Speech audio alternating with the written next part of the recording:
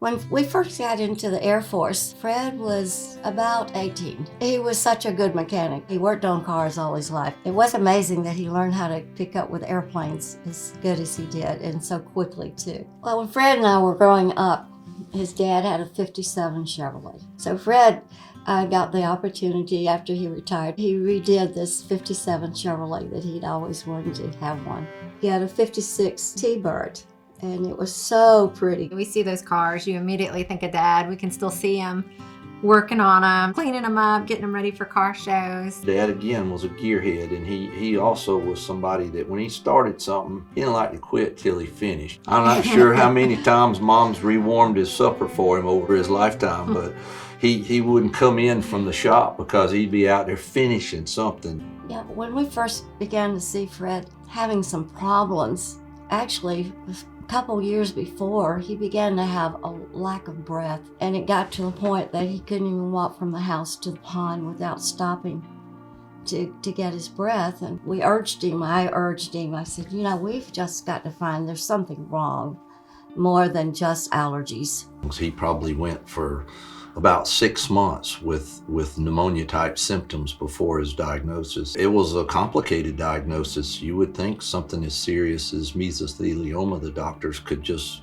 spot it the first visit, but it didn't work out that way. He did many tests. That led me to thinking about a lot of the things that even I've been exposed to, and I knew Dad was exposed to. It was a little bit scary learning about asbestos and mesothelioma because handyman types, a lot of us have had some exposures to asbestos. You know, working on things like he did over the years, he came in contact with asbestos through working with brake pads with automobiles, insulating materials for cars, houses, and of course when he was in the Air Force, he was exposed to asbestos with a lot of the things that he worked with every day for 4 years in the Air Force as a B-52 jet engine mechanic.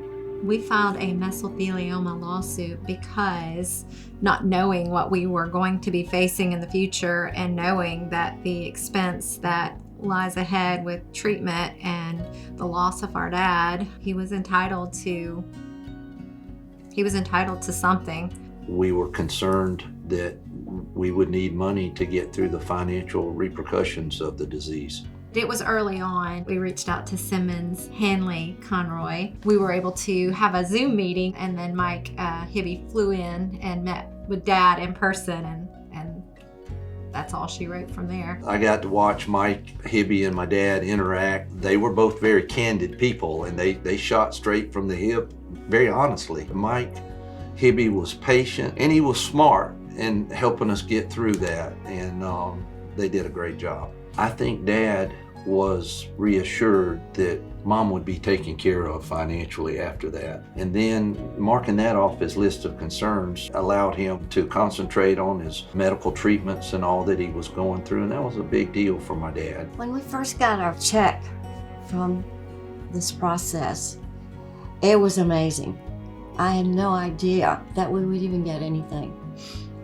But it was also a blessing that we were able to get some money from this process. And I think it made Daddy really happy too.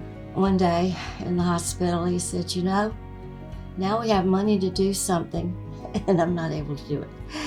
And that made me sad. But whatever we got, I want to use it not only for our family, but for God's work too. I would really be glad to recommend the Simmons Hanly Conroy group of lawyers. They were someone we could relate to, and I feel like sometimes I have a bad opinion of lawyers, but they were down to earth, and they were willing to work with us, and they were always there when we needed them, and even when we didn't know we needed them. They were there, and we appreciate that so much.